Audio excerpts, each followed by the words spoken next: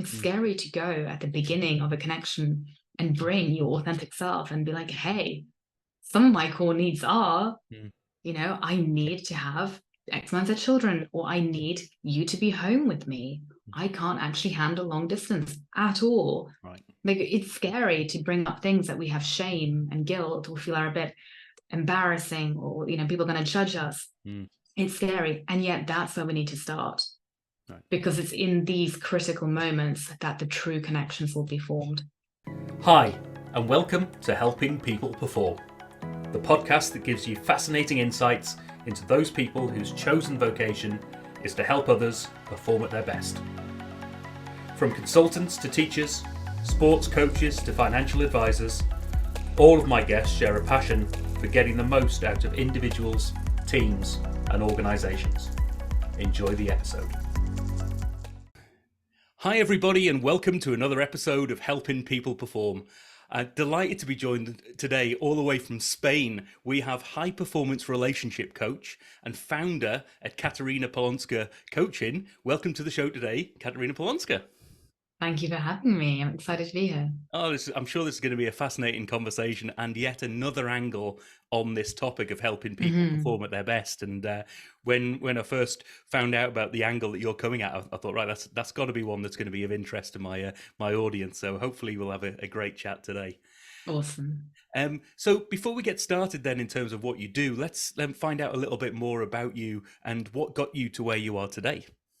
Yeah, good question. So my career's definitely been a bit of a weird one. I've lived in, I think it's now 6 or 7 different countries, been working across 3 or 4 different industries. And yet the common theme has been both relationships and coaching.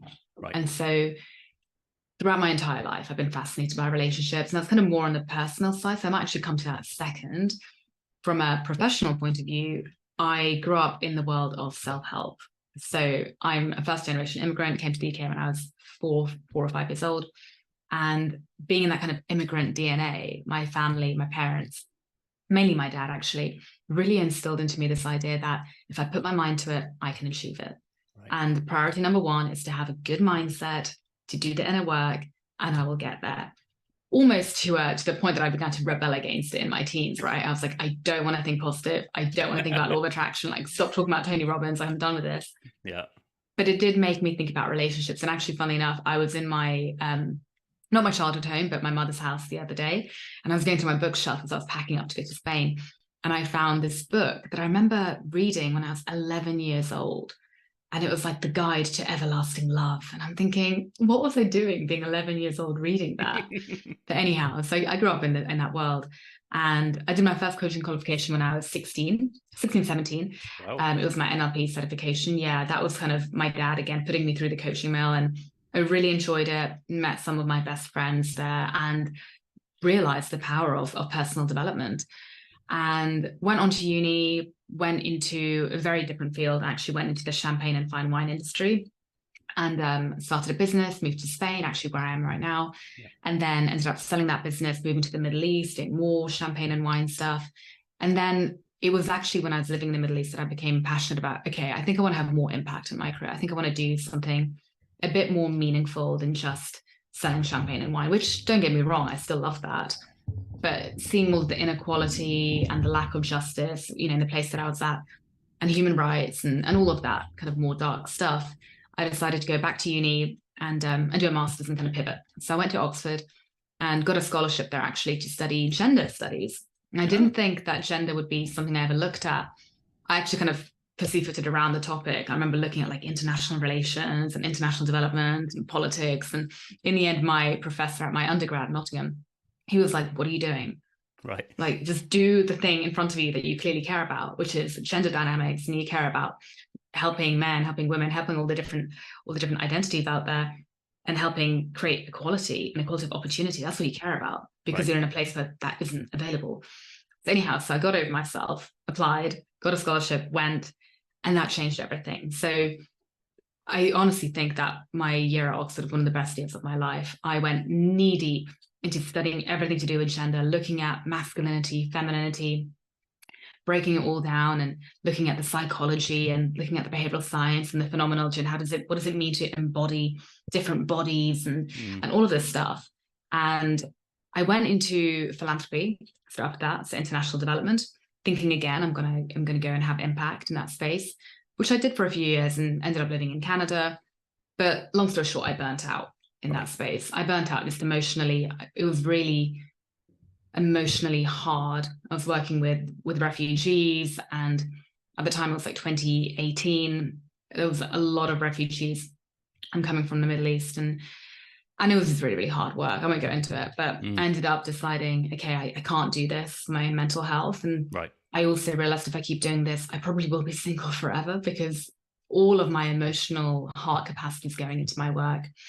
So I went into the for-profit world, worked for a behavioral science company, and again, began to play with that gender dynamic stuff in the world of diversity, equity, and inclusion. So went on to become a bit of a consultant. I mean, really, the role was sales.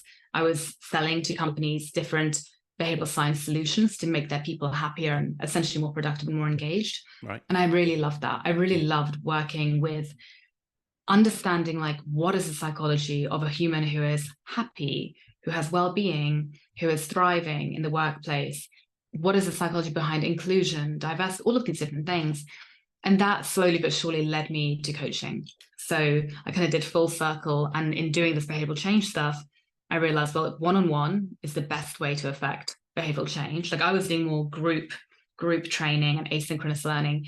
And the data just kept coming out that it's that one-on-one touch point where you really get the long-term changes. So yeah, I ended up working for a really big coaching company out of London. I moved back to London, and I mean, many little things happened there that got me into the relationship space, but that's how I stayed in the coaching world. That was a really long answer. I'll quickly answer to the relationship stuff.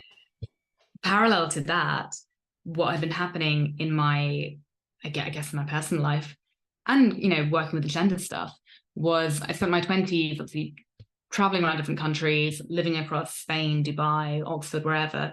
And then when I was in Canada, I remember I got to 29 and I was like, okay, about time I start, you know, settling down and figuring this whole relationship, marriage malarkey out. I should probably look at this part of my life more seriously.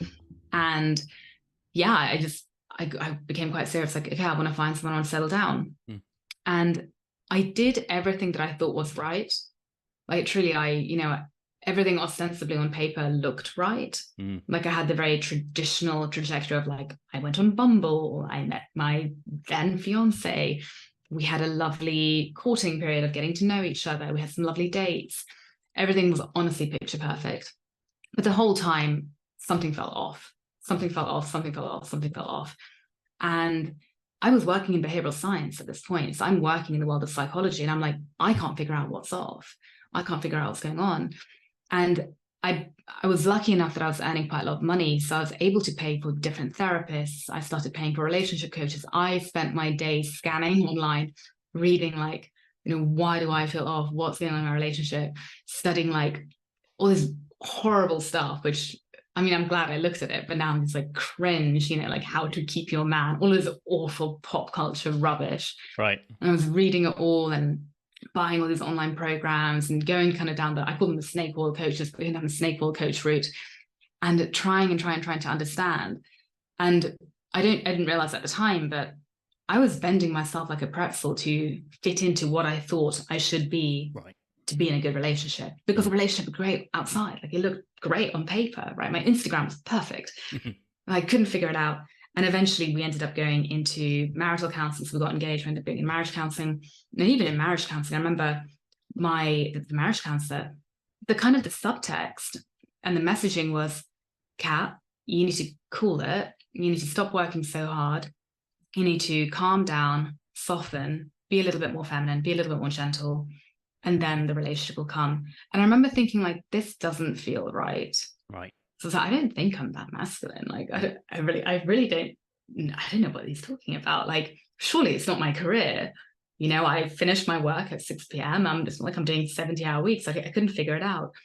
But it was this very toxic narrative of, if you want to be successful in a relationship, this is the box that you have to fit in to fit these standards and these criteria. And that just didn't feel right. And I was very lucky that in Vancouver, I discovered my own mentor and relationship coach, Lisa Page, who transformed my life, and a really fantastic feminist therapist who, that sounds kind of scary. It's not scary. She was just very balanced and very healthy. And she kind of, I remember, very factually spoke to me. And some of the things she said, I was like, oh, I don't like hearing this. I really don't like hearing this. And I'd go into denial. Does, yeah. Yeah, but transformed my life. And in the end, I ended up calling off the engagement. I realized it wasn't the right connection. I called it all off. And then I had this existential, like, well, how the hell did I end up in that for nearly 3 years?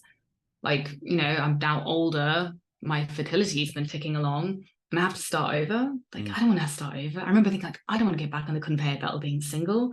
I thought I'd made it. Right. Like, what is this? I don't want to do it. And at this point, I was already thinking about moving into coaching full time, working for a coaching company. And as I worked for that coaching company and I got coaching myself, the coaches actually helped me understand that my passion is understanding the relationship space. Right. And it is actually dissecting, like, what had I done? Where had I gone wrong? Where had I been blocking myself? Where had I not been showing up authentically? Really examining my own psychology and doing my own inner work.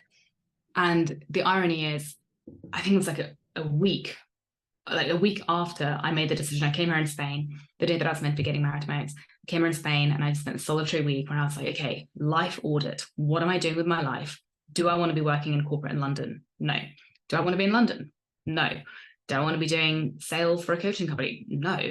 What do I actually want to do? And at that point, I decided, okay, well, I really care about the relationship space and I really care about looking at gender dynamics, and actually really care about working with women at the time and helping them not gaslight themselves into thinking there's something wrong with them. And I actually really believe in coaching because it's been so powerful in my own life. And so I decided to quit corporate, go on a sabbatical, maybe move to Spain, and yeah, just redesign my life. And a week later, I kid you not, I met my now husband, like literally. And at that point, we were like, well, I guess you're coming with me now. So yeah, that's what happened. And then I began coaching. I created my own coaching company. Right. Didn't go into relationship coaching. I was too scared. Right. Like, full transparency, I was too scared. I was like, what are people going to think? Yeah. I'm corporate cat, I'm whatever, regional vice president. I can't do this. It's too scary. And I began coaching founders and executives because I've worked with founders my whole life. Yeah. And began coaching them on burnout, stress, anxiety, well-being, all the classic areas. And interestingly enough, I had a principle where I'm going to do minimum 12 sessions with everyone because the data shows very clearly that the optimal results from coaching come at the 3 to 6 month mark. So it's like 12 sessions, 3 to 6 months, I'm committed to results. And that's quite a long time to actually spend with someone. So after the first probably month of going through like the burnout, the anxiety, the stress, we started looking at the core needs. And I began to realize a common theme with everyone that I worked with, which was loneliness and struggling in relationships. Right. And at that point, I realized, okay, I'm not alone. I'm not alone in what I've been going through. And it looked to me, and it still does, that a lot of the very high achieving, hardworking, successful people out there who have everything else in their life figured out struggle with this one area of life, which actually makes a lot of sense, to be honest. The final thing I'll just say, I was with a founder in Vancouver a few months ago, and I remember explaining to him what I do, and he kind of looked at me and he was like, makes sense. And I was like, what makes sense to you? And he goes, well, if I put data on it, he's like, you would ask me what's my number one priority in life, and I'd say my wife and kids. But actually, if I break down the hours of my day and I look at, how much time I spend sleeping, how much time I spend like doing the basic admin, like life admin work, like eating and going to the gym and blah, blah, blah, and working and all of this, meeting with investors, things like, and then I look at how much time I spend with my wife. It's like 25 minutes, right? 25 minutes. And that's coming with no transition time. Probably the brain is fried from all the work and switching of gears. There's very little intentionality in that. So this is 25 minutes of sleepwalking through a relationship every day. And he was like, that would explain why things are so bad, and he opened up very vulnerably. And that got me thinking, like, there really is something here. Right. There really is something here. And very final thing, even if we're not working that hard, the other thing that I see a lot of is in the act of being so high achieving, I was literally talking to the founder of a coaching company that I'm hopefully gonna work with. I love him to bits. But he was saying how, one of the fallacies is that we think as high achievers that we've cracked the code to many things in life. Right. And I certainly thought that, hey, I've been in the world of personal development since I was 14.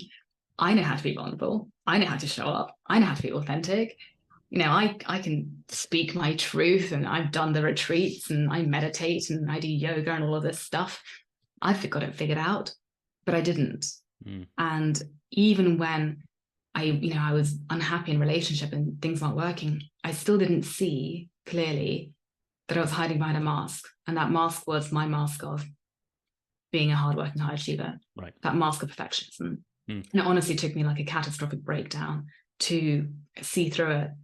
And I know on the Ukraine war, my dad's in Ukraine, when that kicked off, I fell apart. Right. And that also was a very humbling experience to let that mask down and see like, oh, this is who I really am. Oh, this is what I need to bring to relationship. Oh God. Yeah.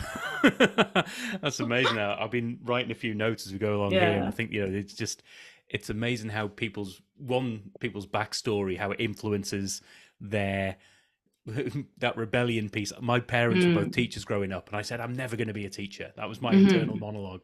And I've just become a teacher by proxy in a lot of ways, with a lot of training and development work. But I, went away from that and found myself coming back. And so many people I've talked to have been through that kind of a journey. But it's the story that you're telling about not intentionally going after the relationship thing, but realizing the connections and seeing those trends. And then being able to step back and say, do you know what, I'm going to do something about this. I'm going to target my help, my expertise to help others be at their best in that space. And I think I know I'm certainly guilty of it, and I'm sure most of the audience, if they sit back and be brutally honest with themselves, that whole story of what's the most important to me, but what am I demonstrating? What do my actions and my time and my effort demonstrate in terms of what's that important element? And I think it's a really good reflection point to come back with people. So I mean, you've talked to it and touched on it already, but in terms of who you help and how you help them, do you have a specific client set? You talk about founders and people there. Is that typically who you would work with and help them through? Yeah, great question. So it has been founders. I will say it's anyone who identifies as a bit of a high achiever. And the kind of the irony of that is that most high achievers are like, I don't think I'm high achieving enough, right? I get that all the time. Like, I don't think I'm the right person to work with you because I'm not a high achiever. And I'm like, you're a vice president of a corporate company. Like, you're a high achiever, you're fine. Yeah. But by that, I just mean anyone who has that desire to do better in life, right? To, put the work in, put the elbow grease in and get it done. Because I love working with people like that, because that was and is me. And I really appreciate the tenacity and the drive and the desire. Like, I really get it. I understand it. And it also comes with certain pitfalls, right? And so it's something I understand so clearly. Like, honestly, if I look at the people that I work with, I'm like, I see myself in all of them, which is helpful because it's like, oh, okay, there's a common theme here. There's a common pattern. And so I have a 90-day program with really a 12-week system. I really want to formalize that.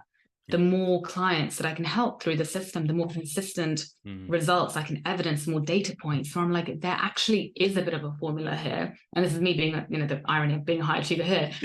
I want to help everyone. But there is something about, it shouldn't have to take everyone.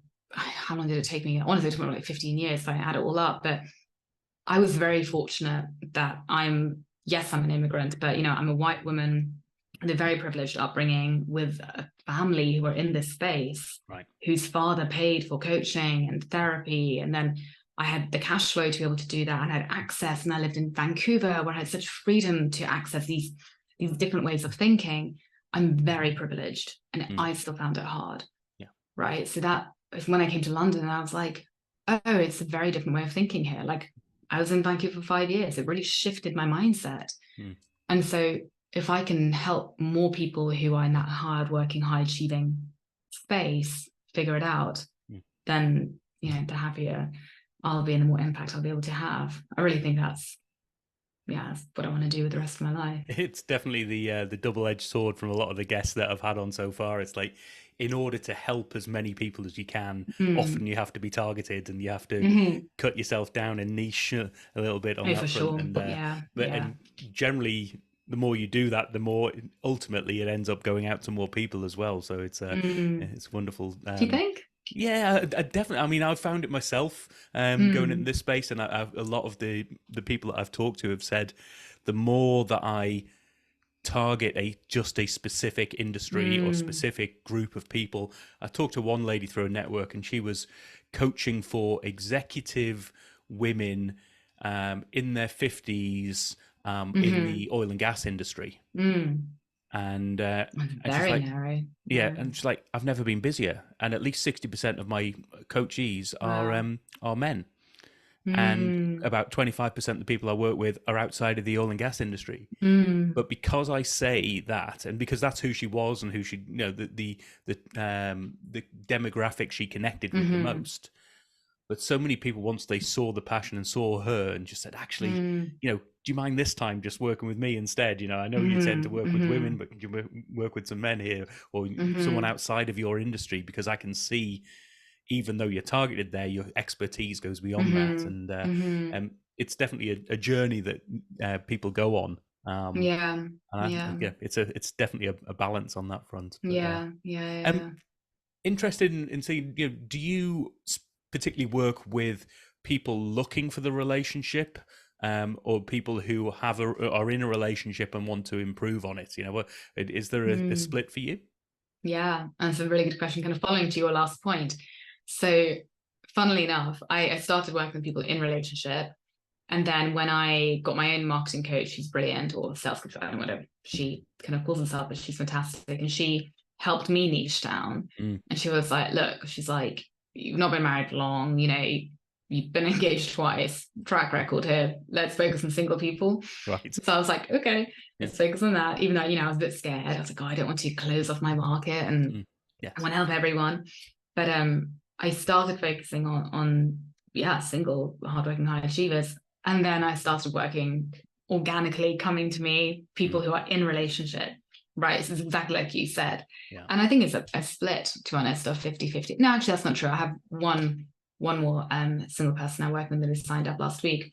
But the reality is what I teach, whilst in the 90-day program specifically, sure, whilst there are a couple of weeks that are aimed specifically at singles and helping them understand the science of dating, the psychology of attraction, all of these things, I still tailor everything. It's all one-on-one, Yep. right? So everything's tailored, ultra Mm, tailored. I mean, if someone shows up with something completely different, then I pivot mm, and I have unlimited support. Like I really want to be there for my clients between every session. So everything's tailored, everything's applicable to people who are married or in a relationship. And fundamentally, probably 70% of what I do is about getting really radically connected to ourselves right. so that we can identify the right answers Yeah. of how to connect with others, right? And that's applicable whether you're single, with your own relationship, doesn't matter. It all starts with us. And that's so cliche Yeah. and boring to hear, but it really does. It really does. And there is science to that. Yeah. And even in the science of dating, I have a qualm with kind of pickup artists and all of that dating world. Mm, So much of that is coming from a very superficial, two-dimensional, surface level way of connecting, mm, where sure, anyone can bend themselves out of shape and people please and put on an act and connect. That doesn't mean it's going to last.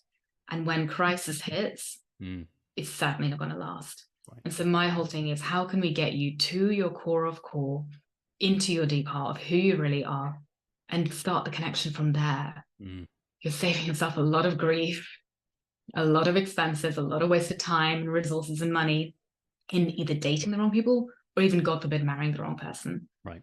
Right? Mm, Like start with that self-connection. yeah. Not as sexy as, a pickup artist, No. quick win, but it's the thing that works. Yeah. So Well, yeah. I think that's the difference, isn't it? There's a difference between a quick results, snake oil type approach, and someone who truly wants to help people be at their best, Exactly. who is willing to take them through, tell them the things they don't necessarily want to hear, but help them through that journey, Yeah. and to the things that are actually going to make a difference.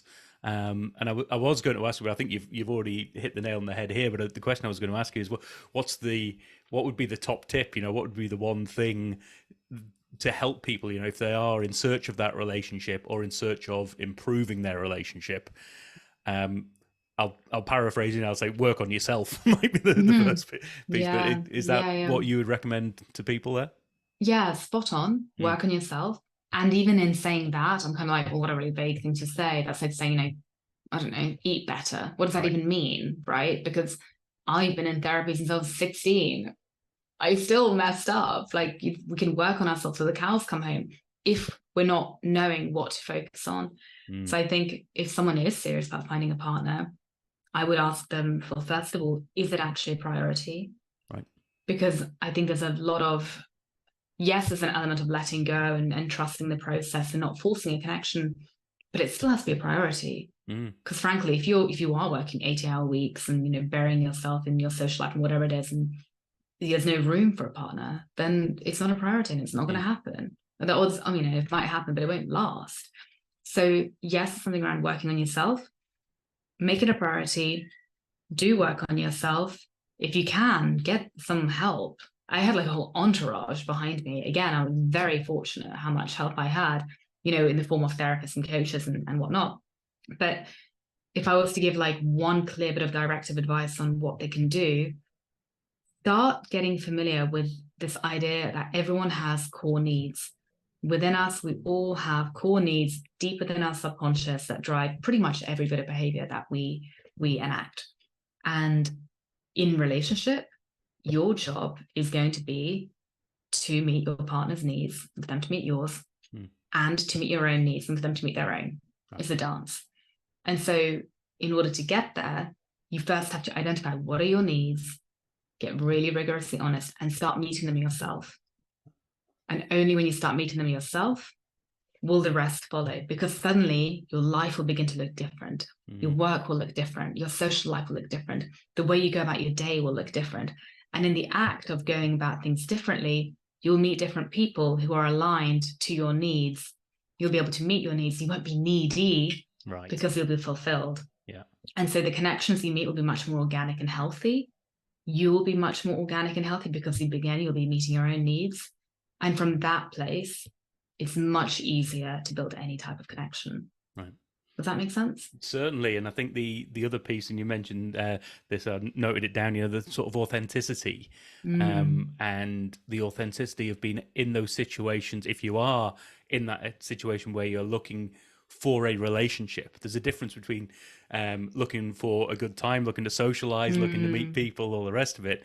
But if you're serious about a relationship, then a relationship is about the nitty gritty. It's about the dirty bits behind the scenes, isn't it? It's the stuff you don't see, and that's the authentic self. And if you aren't bringing that authentic self from the beginning, this is, that's will slowly get chipped away, and either you'll be spending all your energy hiding your authentic self anyway, or your authentic self will get discovered and they'll go, actually, that's not who I came into this relationship for. So it's a big part of it, isn't it? It's spot on. And what I hear all the time is, and it's wild, I have people who come to me who are in 2-year relationships, marriages, whatever it might be, like they're invested and they haven't yet had some very fundamental conversations around what they need. Right? Whether it's financial, whether it's having kids or not, whether it's how much time away they spend from each other. Because again, I see that a lot with ambitious couples, is that there's a lot of travel and long distance. Yeah. And I understand it's scary. It's scary to go at the beginning of a connection and bring your authentic self and be like, hey, some of my core needs are, I need to have X amount of children, or I need you to be home with me. I can't actually handle long distance at all. Right. Like, it's scary to bring up things that we have shame and guilt or feel are a bit embarrassing, or, people are going to judge us. It's scary. And yet that's where we need to start. Right. Because it's in these critical moments that the true connections will be formed. And if we don't go into those critical spaces from the beginning, we can spend years building a life with someone. Right. Yeah. And when we get to them, it's almost too late to reveal them. Yeah. Yeah. Oh, wonderful. And I'm sure that, everyone can have their own little reflection on that point alone, really, and just see for themselves if they're bringing all of that and they're doing everything they can to be honest with themselves before bringing that to their relationships as well. So Yeah. let's you've touched upon this a little bit, but I always ask my guests in terms of how they help themselves perform. How do you be at your best and make sure that you're bringing your best to your clients? Yeah, really good question. Especially now as I'm, settling into my new apartment. We've got 2 foster cats. One's got diarrhea and it's chaos here, chaos, absolute chaos. How do I look after myself? It really is about, my kind of biggest hack is taking a bit of time alone. Take a bit of time alone, even if you have kids, even if you're in the early stages of a relationship, take that little bit of time alone, whether it's 5, 10, 15 minutes. And I go inwards and I just check in with myself. Right. And by checking in, I'm IFS trained. Like, I'm not an IFS therapist, I'm not a therapist, but I do a bit of work with kind of the different parts of me. So I like to check in with, okay, well, how is my intellectual self feeling? How are my emotional selves feeling? There might be different emotions going on. How does my body feel? And then I ask, what is it that I need? What is it that I need right now? And I'm constantly checking in with my needs. And it might be as simple as, right now, I just need a blanket around me because I'm feeling a little bit rough. And I know I've got work to get through, but just having the soft touch of a blanket around my shoulders will calm my nervous system and allow me to flow into my work that bit more gracefully. Right. There's really simple little things, right? It might be that I'm thirsty. It might be that I just want to go outside for a little bit. But these little kind of micro actions can really become game changers for our, again, connection to ourselves, because we're acting upon them, and also just for our own well-being. Yeah. And I'm sure that, that's something that starting from scratch might not be an easy thing. And I think what I always encourage all of my listeners to, seek that help, go out. There's so many people out there who can help. But even if you don't, there are mechanisms, just practice and do it, and it's the repetition and the consistency that's half the battle in a lot of these things, isn't it? It's for sure. Wonderful. So if you, with your skill set and your experience, were able to go out and you're able to help one individual or one group of people or a team or even an organization, who would you want that to be? All the hardworking high sheets in the world. That's a lot of people. But honestly, I think it would be, I would like to help as many people as I can in this space. Yeah. And I don't know yet how to do that, right? I don't know. Like, obviously my one-on-one capacity will become limited in the future as I fill up, but that is what I'd love to do. I'd love to one day write a book and to formalize a system and, train other folks to actually go and teach this 90-day system, whatever it might be. But I know it can be a really hard and lonely life out there for people who are ostensibly having it all. Right? Yeah. It's a tough one. I've seen it so many times. With people who, as you say, seem to have it all, and then the one thing that they struggle with is the relationship side. And it's a fantastic work that you're focusing in on that effort as well. And what wasted energy? Sorry. Yeah. No. I know that's just what wasted energy. Just the final thing I'll say is, like, so many people that I work with are like founders of charities, right? Like leaders and really important bits of work. And when I hear that their time and mental energy is consumed with feeling lonely and feeling sad and feeling depressed and feeling anxious, I'm like, that's heartbreaking. Think of the self-actualization that you could achieve and the impact on the planet you can have when that core part of your life is sorted. And I mean, relationship will always be work, but you want to have that stability and security and that connection as a foundation to build and create impact, right? So that's kind of why I'm, And if I was to flip that on its head and say, if you could sit down and have a drink, have a meal, have a chat and a coffee with anybody, or it can be anybody, dead, alive, imaginary, whatever it might be, that you think just by spending that time with them, you could help your performance and just up your game to the next level, who would that be? Yeah, absolutely.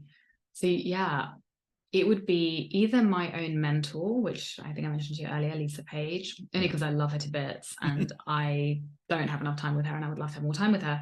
But actually, it would probably be one of my original teachers, John Wineland.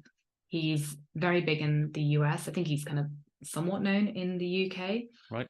And yeah, I mean, I don't even know what it would be like to work with him one-on-one. I would absolutely love to do that. But so much of his teachings at the beginning, I didn't quite get. And then they began to land with me. And I'm still curious, like, what is his perspective on, the ambitious, high-achieving demographic? Because that's something I don't hear the big relationship teachers talking about much. Yeah. And I'm always going to be curious, like, what is your perspective? Yeah. Am I the only one who has an opinion on this? Like, are we that misunderstood? I don't know. But yeah, I would love to talk to him. Oh, brilliant. And finally then, how can people find out more? And specifically, we're recording this in November. We were talking before the show about something you're doing specifically in December. Can you tell us a bit more about that, and then tell people how can they get in touch? How can they find out more about what you're doing? Yeah, great question. So recognizing that the holidays can be a pretty tough time, right? A tough time for people who have to go back to family and get interrogated, like, why are you still single? All of that rubbish. People who don't have a family that they want to go home to. I've spent one Christmas alone, in Vancouver during COVID, and it was horrific, absolutely horrific. I was not in a good place. And then people who are in relationship and they're also struggling because actually the holidays bring up a lot of stuff. So I'm doing a workshop, a 2-hour workshop. It'll be online, and it's open to anyone and everyone who wants to join. Don't have to be a hardworking high achiever. And it's all about surviving the holidays. And so in that workshop, I'll be going through the different elements of mindset. So looking at where are we keeping ourselves back? Where are we getting in our own way to help us thrive? And thrive might be a strong word, but help us do a little bit more than just survive during the holidays. I also will be talking about gender dynamics, which is kind of an interesting angle to be bringing up around the holiday season. But really what I'll be talking about there is how can we harness the masculine, feminine energies within all of us to actually feel more grounded, feel more balanced, overcome any burnout, recharge. And it sounds a bit woo-woo, I know. It's not. I'll explain it all really clearly in the workshop. And it's a bit of a game changer when we think about how we can help ourselves get through. This is going to be a creative exercise time. I would love to have your listeners there. Yeah, we'll definitely be pointing people in the right direction for that. Because, as you say, the holidays, it's one of those, on reflection, it's one of those where you're forced to spend that time. Yeah. And even if you say you want to spend that time, it's not necessarily what you've planned. Typically, if you're a high achiever, you're high working, then there's a lot of pressure up to that point of got to get everything finished before we go on holiday, and then it's like that burnout, that fizzle. Absolutely. So wonderful. That definitely be pointing people in the right direction there. So where can people find out more? Where do we point them to? Yeah, so if people want to find out more about the workshop, best thing to do is honestly just email me and I'll send you the link to sign up. Yep. And my email address is Katarina, that's Katarina at katarinapolonska.com. So first name, last name.com. And you can also book a call with me directly on my website, which is just www.katarinapolonska.com. You can also find me on LinkedIn. Yep. For the people who live on LinkedIn like I do. And my name on there is a little bit different. My name is Katarina Polonski with a Y. Okay. Good old Eastern European naming conventions there. But either email, LinkedIn, website, whatever works. Brilliant. Well, we'll make sure all of those links are in the show notes. Awesome. And highly recommend anybody to go out and check that out and check in with yourself as much as anything, and seek out the help, seek out the guidance that Katarina can bring to that. And thank you so much for bringing your wisdom to today's show. And I'm really looking forward to finding out more and seeing how many people you can actually help with this, because it's an amazing topic that you're helping people perform at their best. So thanks so much for being on the show today, Katarina Polonska. Thank you so much for having me. Cheers. Thanks for listening to today's episode. If you liked what you heard, then please give the podcast a rate, review, and share. I'm Paul Teasdale. And from sausage making to banking, oil and gas to Formula One, I help people perform. If you'd like to find out more and have a conversation, contact me via helpingpeopleperform.com.